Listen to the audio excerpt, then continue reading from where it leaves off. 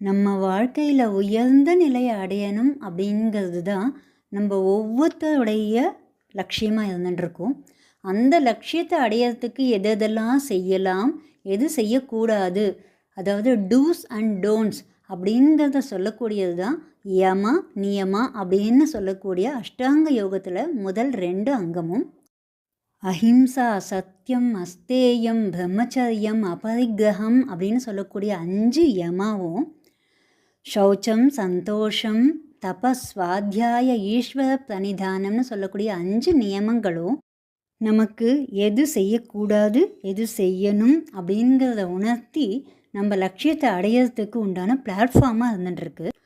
இதில் ஈஸ்வர பிரணிதானம், அதாவது எல்லாமே பகவான் தான் அப்படிங்கிற ஒரு நிலையை அடைஞ்சு அந்த மனசு அமைதியான சமநிலையில் இருக்கும் பொழுது இந்த நிலையை அப்படியே தக்க வச்சுக்கிறதுக்காக ஆசனம் அப்படிங்கிற 3வது அங்கத்தை பதஞ்சலி மகர்ஷி இன்ட்ரடியூஸ் பண்ணுற ஸ்திர சுகம் ஆசனம் அப்படிங்கிறது அடுத்த ஃபார்முலா.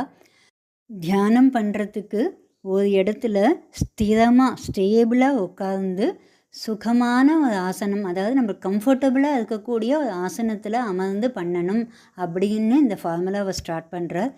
பகவானும் கூட இதை பற்றி டீட்டெயிலாக சொல்லியிருக்கார் 6வது அத்தியாயத்தில். பதஞ்சலி மகர்ஷியதையும் பகவானுடையதும் அடுத்த பாகத்தில் டீட்டெயிலாக நம்ம பார்க்கலாம்.